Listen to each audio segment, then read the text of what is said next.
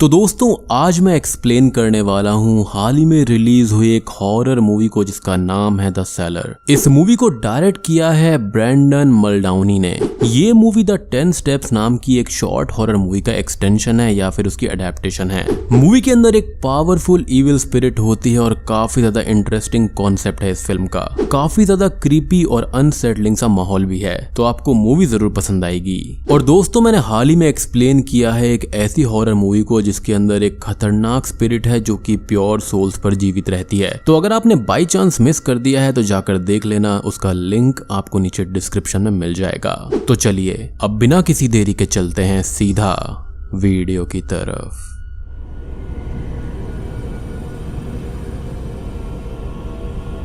तो मूवी की शुरुआत होती है एक पुराने घर को दिखाते हुए जहां पर एक न्यू फैमिली सिटी से दूर शांत जगह में रहने आती है। इस फैमिली के अंदर टोटल 4 लोग होते हैं और इस घर के अंदर सबसे पहले स्टीवन और उसके डैड ब्रायन आते हैं। फिर आखिर में आते हैं स्टीवन की मदर कीरा और बड़ी बहन एली। ब्रायन यहाँ पर स्टीवन को उसका प्ले रूम दिखाता है, फिर बारी बारी से सारे कमरे दिखाने लगता है और साथ में एली भी सारे कमरे देख रही होती है, लेकिन उसको एक भी रूम पसंद नहीं आता।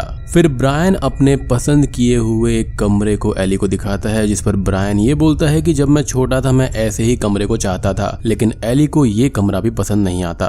यानी कि वही टिपिकल टीनेजर बच्चे जिनको अपने पेरेंट्स की चॉइसेस अच्छी नहीं लगती है एंड वो थोड़ी बहुत आजादी चाहते हैं। एली बिल्कुल ही ऐसी बच्ची है। खैर अब एली वहां से निकल जाती है और फिर एली को एक दूसरा कमरा दिखाया जाता है। ब्रायन ये बताता है कि ये एक सेलर है। उसके बाद में ब्रायन एली से कमरा देखने के लिए बोलता है, फिर एली डोर ओपन करती है और अंदर जाती है। बल्ब ऑन करने के बाद में सीढ़ियों से एली एक कदम नीचे जाती है और ये बोलती है कि सेलर के अंदर काफी ज्यादा धूल जमी हुई है। अब ब्रायन बोलता है कि यहाँ पर कुछ भी नहीं है और उसके बाद एली को छोड़कर सब चले आते हैं। एली जाते समय बार बार पीछे मुड़कर देख रही होती है क्योंकि एली को नीचे कुछ दिखाई देता है। फिर उसके बाद में अचानक से ही गेट खुद पे खुद बंद हो जाता है, जिसके बाद वो चिल्लाती है कि मुझे बाहर निकालो। ब्रायन अब गेट खोलने की कोशिश करता है जहाँ पर उसको ये लगता है कि लॉक खराब हो गया है। एली अब यहाँ पर बोलती है कि मॉम मजाक मत करो, गेट को खोल दो। और फिर कीरा बोलती है कि रुको मैं गेट खुलवाती हूँ। अब एली को डर लगने लगता है और वो जोर जोर से बोलने लगती है कि मुझे बाहर निकालो। तभी कीरा को गेट की ऊपर टंगी हुई दिखाई देती है, जिसके बाद ब्रायन की लेकर तुरंत ही गेट खोल देता है। एली बाहर निकलती है और बोलती है कि मेरा हो गया, मैं अब इस घर में और नहीं रुकने वाली, मुझे ये घर काफी अजीब लग रहा है। अब एली अपनी बुक्स रख रही होती है, तभी कीरा आती है और उसके बगल में बैठ जाती है और उसे बताती है कि आज रात वो काम से बाहर जा रहे हैं, लेकिन वो टाइम पर पक्का आ जाएंगे। जिसके बाद एली ये बोलती है कि आप हमें पहली ही रात को इस अजीब से घर में छोड़कर जा रहे हो। जिस पर कीरा ये बोलती है कि ये सब तुम्हारे लिए ही तो है। जिस पर एली ये बोलती है कि नहीं, ये सब आप अपने लिए कर रहे हो। और उसके बाद में कीरा बाहर चली जाती है। रात के टाइम घर में से किसी के चिल्लाने की आवाज आती है और उसके बाद हम देखते हैं कि एली एक लड़के से बात कर रही होती है और बोलती है कि उसके डैड और मॉम काम से बाहर चले गए हैं। और फिर एली घर को बेचने की बात भी करती है। फिर ये बोलती है कि मैं सब कुछ मिस कर रही हूँ और तुमको भी मिस कर रही हूँ। उसके बाद वो लड़का बोलता है कि यहीं पर आ जाओ और यहीं रह जाओ। लेकिन तभी एली गेट खुलने की आवाज सुनती है और कॉल पर जो होता है उसे रुकने के लिए बोलती है, यानी कि वो उसका बॉयफ्रेंड ही होगा। खैर फिर अचानक से एली कमरे में कुछ देखती है और डर जाती है। एली ये देखती है कि ये कोई और नहीं बल्कि उसी का भाई स्टीवन है। जिसके बाद वो अपने भाई को ये बोलती है कि मैं तुम्हें मार दूंगी और तभी वो स्टीवन के पीछे भागने लगती है। अब हम देखते हैं कि ब्रायन और कीरा एक पिक सबको दिखा रहा होता है और उस पिक में एक ब्लॉगर इन्फ्लुएंसर सोफी होती है, जिसके साथ मिलकर वो अपनी कंपनी का एड करने वाले होते हैं। उसी समय एली का कॉल आता है। एली बोलती है कि स्टीवन काफी परेशान कर रहा है। उसके बाद स्टीवन की मॉम स्टीवन को अच्छे से रहने के लिए बोलती है और कीरा अपने एड प्रोजेक्ट पर डिस्कशन करने लगती है। तभी एली के हाथ में हम एक जानवर के सर का कंकाल देखते हैं, जिससे कि स्टीवन एली को डरा रहा था। फिर एली वहां पर नजर डालती है जहां से स्टीवन कंकाल वाला सर उठाकर लाया था। फिर दोनों ही उस जगह पर जाते हैं और वहां पर एक निशान बना हुआ था। उसके बाद स्टीवन बताता है कि इस घर में एक डायन रहती है जिसने कि डेविल से समझौता किया था और ऐसा उसके दोस्त लोग बोलते हैं। यानी कि जिस घर के अंदर ये रह रहे हैं स्टीवन के अकॉर्डिंग वो हॉन्टेड है। अब स्टीवन को एक चीज मिलती है जिसको एली चलाती है। वो चीज एक टेप रिकॉर्डर थी जिससे कि डेल्टा पॉइंट वेक्टर और 1 2 3 4 की रिकॉर्डेड आवाज आने लगती है, जो कि काफी अजीब था। फिर एली उस रिकॉर्डर को बंद कर देती है और एली उस रिकॉर्डर में कुछ लिखा हुआ भी देखती है। उसके बाद में एली टीवी देख रही होती है, तभी हम बाहर से जोर की हवा अंदर आते हुए देखते हैं और फिर अचानक से ही टीवी बंद हो जाता है और लाइट भी चली जाती है। दूसरी तरफ कीरा अपने प्रोजेक्ट के बारे में में समझा रही होती है और तभी एली का कॉल आ जाता है। वो ये बताती है कि लाइट चली गई है, जिसके बाद कीरा एली को नीचे जाकर सर्किट ब्रेकर चेक करने को बोलती है, लेकिन एली मना कर देती है क्योंकि उसको सेलर के अंदर जाना था। लेकिन कीरा के कहने पर वो नीचे जाने लगती है क्योंकि वो फोन पर बनी रहेगी। तभी एली नीचे सेलर में जाने लगती है। एली को नीचे सेलर में जाने में बहुत डर लग रहा होता है, लेकिन फिर भी मोमबत्ती के साथ वो उसके अंदर चली जाती है। फिर एली बोलती है कि मुझसे नहीं हो पाएगा, लेकिन उसकी मदर बोलती है कि तुम कर लोगी। बट यहाँ पर उसको काफी डर लग रहा था, लेकिन उसकी मदर उसको हौसला देती रहती है और बोलती है कि दिमाग क्लीन करो और काउंट करो। फिर कीरा ये बोलती है कि सेलर बस 10 स्टेप्स नीचे है और एक बार अपनी मॉम पर ट्रस्ट करके वहां चली जाओ। फिर एली धीरे धीरे काउंट करते हुए एक एक सीढ़ी नीचे उतरने लगती है। जैसे जैसे एली नीचे उतर रही थी उसे और भी ज्यादा डर लग रहा था और आखिरी में 9 बोलने के साथ ही एली बेहोश हो जाती है। लेकिन शॉकिंगली कीरा के फोन में एली के बेहोश होने के बाद भी आगे तक की काउंटिंग होती रहती है, यानी कि 10, 11, 12, 13 इस तरह से। फिर कीरा बहुत डर जाती है और तुरंत ही ब्रायन के साथ घर आती है क्योंकि सेलर तक जाने के लिए मात्र 10 सीढ़ियां थी, तो आगे तक की काउंटिंग होना नामुमकिन है। अब घर आते ही दोनों एली एली चिल्लाते हुए तेजी से सेलर के अंदर जाते हैं और सबसे पहले लाइट का स्विच ऑन करते हैं और उन्हें सेलर में एली कहीं पर भी नहीं मिलती। जिसके बाद में कीरा तेजी से ऊपर जाती है और तब तक वहां पर स्टीवन भी आ जाता है। फिर ब्रायन घर के आसपास एली को खोजने लगता है। अब पुलिस और ब्रायन और सब लोग मिलकर एली को खोजने के लिए निकल जाते हैं और फिर तीनों ही घर वापस आ जाते हैं। जिसके बाद में ब्रायन स्टीवन को प्ले रूम में भेज देता है। अब हम देखते हैं कि कीरा अपने रूम में बैठकर रो रही होती है क्योंकि उसको ये लगता है कि ये उसकी ही गलती है। तभी ब्रायन कीरा को शांत करवाता है। फिर वो बताने लगती है कि ये सब हुआ कैसे। ब्रायन बोलता है कि वो हम लोगों के साथ खुश नहीं थी और हमसे गुस्सा भी थी और इसलिए शायद वो भाग गई होगी। लेकिन कीरा बोलती है कि नहीं, वहां से भागने का कोई भी रास्ता नहीं है। अब कीरा अपनी बेटी एली के मिसिंग होने के पोस्टर्स लगा रही होती है ताकि उन्हें एली मिल जाए। कीरा अब स्टीवन को कार में साथ लेकर पुलिस स्टेशन में जाती है, जहां पर पुलिस ये बताती है कि एली ने बहुत ही सारी बुलिंग करी है और क्या ये बात आपको पता है। लेकिन कीरा को इस बारे में कुछ भी पता नहीं होता। पुलिस बोलती है कि चिंता करने की कोई बात नहीं है, जिसके बाद कीरा ये बोलती है कि एली भागी नहीं है और उसके बाद पुलिस पूछती है कि आप ऐसा कैसे कह सकते हो। जिसके बाद कीरा बताती है कि सेलर में कुछ हुआ था, मैंने एली की आवाज सुनी थी। उसके बाद में कीरा पूछती है कि क्या आपने एली के सेल फोन को ट्रैक किया, लेकिन उन्हें फोन से भी कुछ नहीं पता चला था। जिसके बाद में कीरा एक बार फिर से घर चेक करने के लिए बोलती है। कीरा और स्टीवन घर आ जाते हैं और फिर एक तरफ स्टीवन खेलने लगता है, दूसरी तरफ कीरा इस घर के बारे में छानबीन करने लगती है। उसके बाद में वो स्टीवन को बुलाती है और पूछती है कि कुछ ऐसा है जो कि वो बताना भूल रहे हैं। फिर स्टीवन टेप रिकॉर्डर की तरफ इशारा करके बोलता है कि आखिरी time Ellie tape recorder play कर रही थी। कीरा यहाँ पर एली के सोशल मीडिया अकाउंट को चेक कर रही होती है, तभी उसको एक पिक दिखती है जिसके अंदर एली ने अपने पैरों पर यह लिखा हुआ था कि कोई भगवान नहीं होते और अगर ये मेरी मॉम देखेंगी तो वो मुझे मार डालेंगी। अब कीरा एक लाइट लेकर सेलर के अंदर अकेले जाती है और फिर वहां पर एक साइन देखती है और उसके बाद में उसको दीवार पर ढेर सारे रेड कलर से डेविल की पेंटिंग बनी हुई दिखाई देती है और ये देखकर कीरा डर जाती है। इनफैक्ट ये देखकर तो हम भी डर जाएंगे। तभी हम देखते हैं कि सेलर के अंदर से फॉरेंसिक वाले निकलते हैं और उसके बाद पुलिस ये बताती है कि वो पेंटिंग 1950s की है और उस पेंटिंग के अंदर जो रेड कलर है वो यूवी लाइट में देखने पर क्लोरोफिल जैसा लगता है। अब पुलिस पूछती है कि क्या आप उस घर की हिस्ट्री के बारे में कुछ जानते हैं। ब्रायन और कीरा दोनों ही उस घर के बारे में कुछ नहीं जानते थे और वो बोलते हैं कि उन्होंने ये घर एक ऑक्शन में खरीदा था। उसके बाद पुलिस बोलती है कि उसे इसके अलावा वहां पर कुछ भी नहीं मिला है और पुलिस का ये कहना था कि उनकी तरफ से जो बन सकेगा वो करेंगे। हालांकि हम सब जानते हैं कि ऐसे केसेस में पुलिस कुछ नहीं कर सकती। खैर रात के समय धीरे से कीरा के रूम में गेट खुलता है, जिसके बाद में अचानक से ही कीरा की नींद टूट जाती है। वो डर जाती है, लेकिन उसके सामने स्टीवन होता है। स्टीवन ये बोलता है कि उसका बेड गीला हो गया है और फिर स्टीवन मॉम के बेड पर सोने लगता है। कीरा अब ये बोलती है कि वो एली को लाने के लिए कुछ भी करने को रेडी है। फिर कीरा यहाँ पर अपने फोन में एली की आवाज सुनती है और कुछ देर के बाद उसे बेसिन से काउंटिंग करने की आवाज आने लगती है। अब यहाँ पर आप ध्यान रखना कि ये काउंटिंग बहुत जरूरी है इस मूवी के अंदर। और वो उस आवाज का पीछा करने लगती है, जिसके बाद वो सेलर के अंदर जाती है और उसे फिर से वही साइन दिखाई देते हैं। उसके बाद डायरेक्ट सुबह का सीन दिखाया जाता है और कीरा रात भर नहीं सोई थी। फिर ब्रायन उसके पास में आता है और कीरा साइन का मतलब पूछती है। फिर वो बोलती है कि ये एक टाइप की इक्वेशन है और ये सारे डोर्स पर लिखी हुई है। कीरा का कहना था कि वो कुछ करना चाहती है, लेकिन क्या उसको नहीं पता। फिर ब्रायन उसे दिलासा देता है कि वो वापस जरूर आ जाएगी, यानी कि उनकी बेटी। अब यहाँ पर कीरा और ब्रायन ने जिनसे ऑक्शन के अंदर घर खरीदा था वो उनसे कांटेक्ट करती है और उनसे पिछले ओनर का नाम और कांटेक्ट पूछती है, लेकिन उसे कोई भी जानकारी हासिल नहीं होती। कीरा अब एरिका नाम की एक लड़की से मिलती है और उससे उन सारे साइंस के बारे में पूछती है और एरिका उसे अभी के लिए वहां से भेज देती है। कीरा अपनी कंपनी में जाती है जहां पर उसका प्रोजेक्ट सेलेक्ट हो गया था। फिर वहां पर आए एक आदमी ने जो उसको बोला उसे सुनकर कीरा वहां से चली जाती है। जैसे ही कीरा कंपनी से निकलने वाली होती है, एरिका उसे रोककर ये बताती है कि ये हिब्रू लैंग्वेज है और जब उसने उन सारे वर्ड्स को अरेंज किया तो उसका मतलब लेवाइतन है और उसका मतलब है कि वो किसी टाइप का सी क्रीचर है। और ये सब जानने के बाद तुरंत ही कीरा वहां से चली जाती है क्योंकि वो काफी ज्यादा परेशान हो गई थी।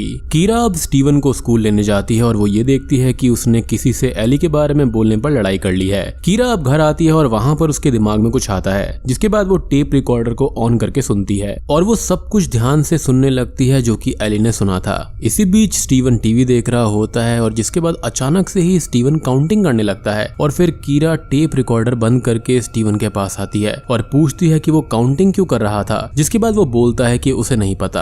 अब रात के टाइम कीरा अपना लैपटॉप चला रही होती है, उसी समय अचानक से ही लाइट्स ऑफ हो जाती हैं और फिर स्टीवन के चिल्लाने की आवाज सुनाई देती है, जिसके बाद वो स्टीवन के रूम के पास में जाती है लेकिन रूम लॉक्ड होता है। फिर गेट के होल से वो अंदर देखने की कोशिश करती है, जिसके बाद अचानक से ही उसे होल के पार एक आंख दिखाई देती है और वो डर जाती है। अब जब कीरा डरी हुई होती है तभी पीछे से स्टीवन आ जाता है। स्टीवन बोलता है कि वो प्ले रूम में सो गया था, जिसके बाद उस रूम का गेट अब धीरे से खुलता है। फिर कीरा उस रूम में जाती है और फिर उस रूम का गेट अचानक से ही बंद हो जाता है और फिर स्टीवन गेट खोलने की कोशिश करता है लेकिन गेट नहीं खुलता, यानी कि उस रूम के अंदर स्टीवन तो नहीं था, वहां पर कोई और था। अब तभी कीरा अचानक से सेलर में होती है और फिर उसके हाथ से फोन गिर जाता है और उसके बाद में कीरा को नीचे से कोई आता हुआ महसूस होता है। स्टीवन की तक नहीं पहुंच पा रहा था, जिसके बाद स्टूल लाकर वो की निकालता है और तब तक ब्रायन वहां पर आ जाता है और की से गेट को खोल देता है। ब्रायन कीरा से पूछता है कि वहां पर क्या हुआ था। कीरा बोलती है कि मैंने वहां पर आवाज सुनी और फिर मेरा फोन गिर गया, जिसके बाद वो ये बोलती है कि गिरने के बाद उसका फोन गायब हो गया। अब ब्रायन बोलता है कि फोन वहीं पर होगा।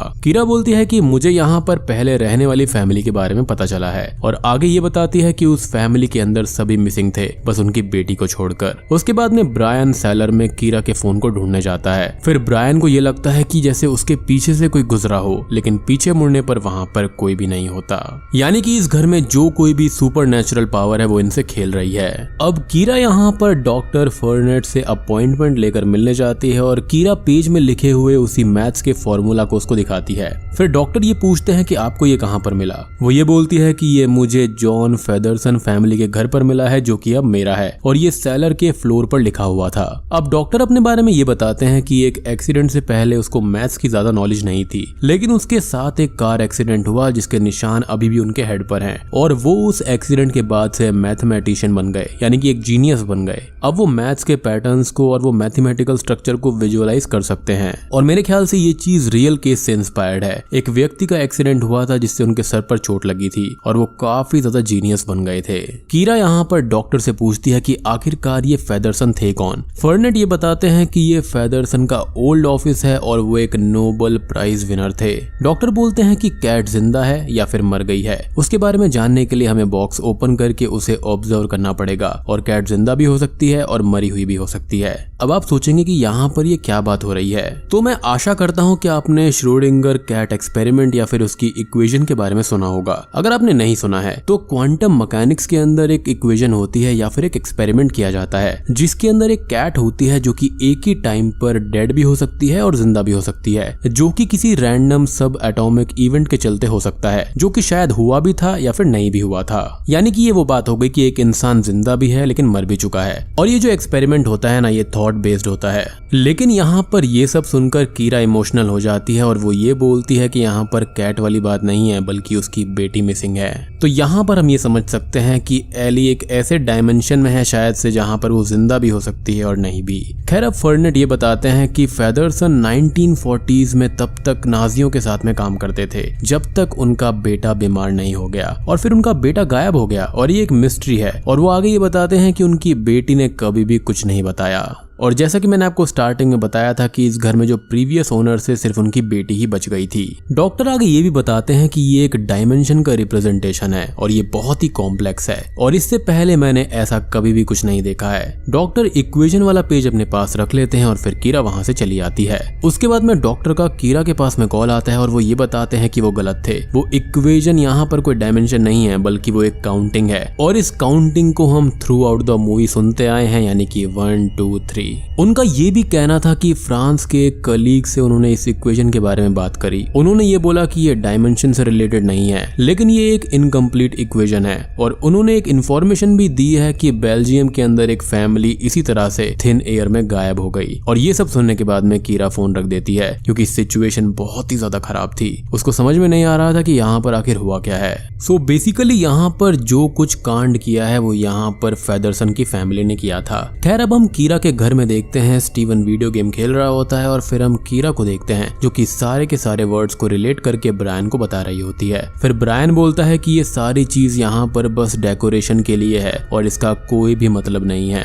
और ऐसी हॉरर फिल्मों में अक्सर एक बेवकूफ ऐसा होता है जो कि कुछ भी नहीं मानता और फिर इसकी कीमत पूरी फैमिली को चुकानी पड़ती है। खैर कीरा ये बोलती है कि यहाँ पर हर एक चीज का मतलब है और इमेज का भी मतलब है। फिर कीरा ब्रायन को सेलर में सारे इक्वेशन और इमेजेस दिखाने लगती है। अब तभी हम स्टीवन को देखते हैं जो कि वीडियो गेम्स खेल रहा था। फिर वो वहां से उठ जाता है और फिर वो सेलर की तरफ जाने लगता है। फिर हम कीरा को देखते हैं जो कि ब्रायन को ये बताती है कि इसी तरह की सेम चीज बेल्जियम के एक घर में पाई गई है और ये सारी चीजें उसको किसी और ने नहीं बल्कि एक बहुत ही रिनोन फिजिसिस्ट ने बताई हैं और उनसे वो कुछ दिन पहले मिली थी। और उस घर के भी सारे फैमिली मेंबर्स मिसिंग थे। और ये बोलने के बाद कीरा ऊपर चली आती है। ये सब सुनने के बाद में ब्रायन गुस्सा हो जाता है और हैमर उठाकर उस इक्वेशन को तोड़ने लगता है, जिसके बाद में उसे एक आवाज सुनाई देती है और फिर कीरा तेजी से नीचे आती है। फिर ऊपर टेप रिकॉर्डर बजने लगता है और स्टीवन को सामने में कोई दिखाई देता है। वो एली जैसी दिख रही थी। फिर स्टीवन चिल्लाता है और फिर वहां पर ब्रायन और कीरा आ जाते हैं, जिसके बाद में स्टीवन ये बोलता है कि वहां पर कोई था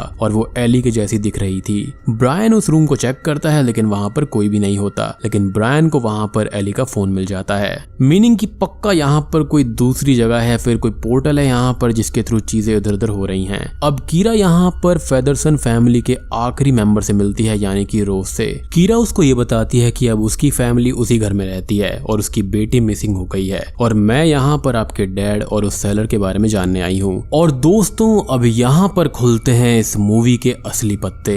अब रोज अपनी डायरी में लेवाइथन लिखती है और ये बताती है कि ये जो डीमन है वो यहाँ पर नर्क के 7 प्रिंसेस में से एक है और ये उसका नाम नहीं है। जिसके बाद वो ये बोलती है कि मेरे डैड उसको हमारी लाइफ में लेकर आए थे और वो ये बताती है कि वो एक साइंटिस्ट हुआ करते थे जब तक कि मेरा भाई जैक बीमार नहीं हो गया और साइंस भी कुछ मदद नहीं कर पाई थी। तब जाकर उन्होंने उस डीमन को यहाँ पर बुलाया ताकि उसके भाई को ठीक किया जा सके। लेकिन ऑब्वियसली हम जानते हैं कि ये डीमंस वगैरह किसी के सगे नहीं होते और सोल्स के भूखे होते हैं। वहां पर भी वही सेम चीज हुई। यहाँ पर इस डीमन ने रोज को छोड़ दिया और बाकी सबकी सोल्स को वो अपनी दुनिया में ले गया। अब वो आगे ये बताती है कि वो जो इक्वेशन है वो मैथमेटिक यूनिवर्स में एक सेंस बनाती है और केओस से एक ऑर्डर बनता है और ये बताती है कि ये सारी चीजें डार्कनेस को जोड़ती हैं और एक ऐसी डार्कनेस जो कि दुनिया की बिगिनिंग से भी पहले से है, ऐसा जो कि बहुत सारे नामों से जाना जाता है, यानी कि जिसको बेसिकली हम डेविल कह सकते हैं। इसी बीच कीरा रोज से पूछती है कि मेरी बेटी आखिर है कहाँ और क्या वो अभी भी सेलर के अंदर है। उसके बाद रोज ये बोलती है कि वो बस एक सेलर नहीं है बल्कि वो एक पूरा का पूरा घर है। जी हाँ, यानी कि उस सेलर के जरिए आप एक ऐसी दुनिया में पहुंच सकते हैं जहां पर वो पूरा खुद का ही अपना एक घर है, अपना एक डायमेंशन है जहां पर ये सी क्रीचर रहता है जिसको लेवाइथन कहा जाता है, लेकिन इसका असली नाम कुछ और ही है जो कि ऑब्वियसली मूवी के अंदर मेंशन नहीं करा गया है क्योंकि जब उनको ही नहीं पता तो हमें कैसे पता चलेगा। तभी ये सब जानने के बाद में कीरा घर आने लगती है और फिर बीच रास्ते में वही वाला रिंगटोन बजने लगता है 1 2 3 4। फिर कीरा उसे बंद कर देती है और इधर ब्रायन उन सारे वर्ड्स और इमेजेस को जोड़ता है जिसके बाद उसे एक स्टार का साइन मिल जाता है जो कि एक पेंटाग्राम है। अब कीरा घर आ जाती है और वो ब्रायन के स्टार वाले साइन को देखती है और फिर ब्रायन उसे लैपटॉप पर एक पेज खोलकर दिखाता है जिसमें कि एक डीमन होता है जो कि नर्क का सोल्जर और उसकी रखवाली करता है, जो कि कोई और नहीं बल्कि बैफोमेट है। फिर कीरा ये बोलती है कि ये पूरा घर इसी चीज के चारों तरफ बनाया गया है, यानी कि ये जो घर है ये एक ऐसा पोर्टल है जहां पर ये 1 2 3 बोलने के बाद में ये काइंड ऑफ एक मंत्र है या फिर एक चैंटिंग है जिसके जरिए दूसरी दुनिया का पोर्टल ओपन हो जाता है और इंसान जो होता है वो वहां पर चला जाता है और इसलिए इसको कहा जाता है कि वो जिंदा भी है और मर भी गया है। खैर अब हमको दिखाया जाता है कि स्टीवन का टॉय खराब हो जाता है और वो अपना टॉय लेने के लिए सेलर के अंदर चला जाता है। तभी हम कीरा को देखते हैं जो कि टेप रिकॉर्डर को उठाकर लाती है और बोलती है कि जब तक हमें एली नहीं मिल जाती तब तक हम नहीं बोल सकते कि वो जिंदा है या फिर मर गई है और हमें ट्राई करते रहना होगा। कीरा उस टेप रिकॉर्डर को ऑन करती है और फिर ब्रायन के पूछने पर कीरा बताती है कि ये यहाँ पर फ्लोर पर लिखा हुआ इक्वेशन है और यही टेप रिकॉर्डर दूसरी दुनिया का पोर्टल ओपन करेगा। और उसके बाद हम ये देखते हैं कि 7 के बाद में स्टीवन 8 9 बोलता है। इधर टेप रिकॉर्डर भी 10 के आगे की काउंटिंग कर रहा होता है और फिर अचानक से लाइट्स ऑफ हो जाती हैं और स्टीवन के चिल्लाने की आवाज आती है, यानी कि वो पोर्टल फिर से ओपन हो गया था। ब्रायन और कीरा भागते हुए सेलर के अंदर जाते हैं और उन्हें स्टीवन का टॉय गिरा हुआ मिलता है। फिर दोनों ही ऊपर जाते हैं और वो दोनों ही अलग अलग जगह पर जाकर स्टीवन को खोजने लगते हैं, लेकिन स्टीवन कहीं पर भी नहीं मिलता। और फिर कीरा बोलती है कि वो चला गया और फिर उन्हें ऊपर सीढ़ियों से एक बॉल गिरते हुए दिखाई देती है और फिर दोनों ही काउंटिंग वाली आवाज सुनते हैं। उसके बाद में दोनों ही आवाज के पीछे भागते हैं और फिर उनको स्टीवन मिल जाता है, जिसके बाद वो उसको रूम में लेकर आते हैं। अब स्टीवन बोलता है कि वो प्यासा है और उसके बाद ब्रायन उसके लिए पानी लेने जाता है और कीरा उसके बॉडी पर स्टार के सिंबल को देख पाती है, यानी कि उसको भी मार्क कर दिया गया था। फिर स्टीवन बोलता है कि उसने देखा कि एक बीस्ट है जो कि काफी खतरनाक है, यानी कि लिवाइथन, जिसके 10 सर हैं और 7 सींग। और तभी अचानक से ही स्टीवन हंसने लगता है। अब यहाँ पर आप बीस्ट को और बेफोमेट को मत मिलाना। बेफोमेट यहाँ पर हेल का गेट कीपर है और यहाँ पर ये जो बीस्ट है वो अलग है। फिर स्टीवन यहाँ पर उल्टी काउंटिंग करने लगता है और जब कीरा ब्रायन के पास में जाती है तो देखती है कि वो भी उल्टी काउंटिंग कर रहा होता है, यानी कि वो भी नहीं बचेगा। और जब काउंटिंग खत्म होती है तो ब्रायन ये बोलता है कि वो यहाँ पर आ गया।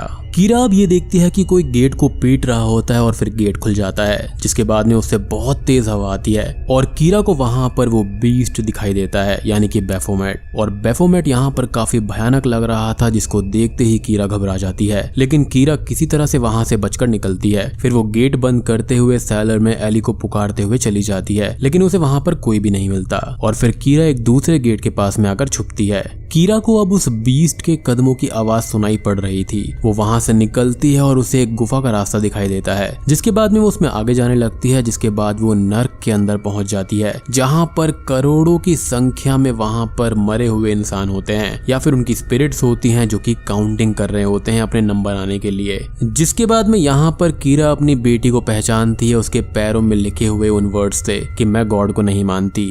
वो एली को देख लेती है और वो भी उसी लाइन में लगी हुई थी, जिसकी हालत बहुत खराब थी। और उसके बाद में कीरा एली को बोलती है कि मैं तुम्हारी मॉम हूँ। अब कीरा एली को अपने साथ गुफा से होते हुए वहां से ले आती है, लेकिन अब भी वो बीस्ट वहीं पर होता है, जिसकी वजह से कीरा दूसरे रास्ते से जाती है। फिर कीरा चिल्लाती है कि तुम अंदर नहीं आ सकते और तुम मेरी फैमिली को नहीं ले जा सकते। उसके बाद में बीस्ट की आवाज आनी बंद हो जाती है और फिर ब्रायन को भी होश आ जाता है और फिर ब्रायन जाकर स्टीवन को भी लेकर आता है। कीरा ये बोलती है कि हमें यहाँ से जाना होगा और यहाँ पर ये सब खुश हो जाते हैं कि वो बच गए। लेकिन इसके बाद में कीरा जैसे ही गेट को खोलती है तो वहां पर उसको फिर से ढेर सारी सीढ़ियां दिखाई देती हैं, जिसका सिर्फ यही मतलब है कि इस पोर्टल से और इस हेल से नहीं निकला जा सकता और ये चारों वहीं पर फंस जाते हैं। अब यहाँ पर एली फिर से काउंटिंग करनी शुरू कर देती है और उसके बाद में ब्रायन और स्टीवन भी काउंटिंग करने लगते हैं, जिसका सीधा सीधा मतलब यह है कि भैया यहाँ से आप बाहर नहीं निकल सकते। यानी कि ये जो पूरा घर है ना वो एक पेंटाग्राम के अंदर है और जैसे ही ये चैंटिंग होती है यहाँ पर दूसरी दुनिया का पोर्टल खुल जाता है और अगर आप एक बार बीस्ट की नजरों में आ गए तो आप यहाँ से बाहर नहीं निकल सकते। और यहाँ पर बीस्ट ने उसके पीछे आना इसलिए ही बंद कर दिया था क्योंकि वो जानता था कि यहाँ से बाहर तो निकल ही नहीं सकते और हार कर इनको वापस इसी गुफा में इसी लाइन में लगना होगा, जहाँ पर बाकी सारी सोल्स अपना नंबर आने के लिए काउंटिंग कर रही थी। वो होता है ना कि हेल के अंदर जो ब्रिज वगैरह होता है और अपने कर्मों के अकॉर्डिंग वहां से पार होना पड़ता है, तो इनको वहीं पर जाना पड़ेगा। सो मेरे हिसाब से यहाँ पर जिस मूवमेंट पर ये लोग इस पोर्टल के अंदर आए ये तभी मर गए थे।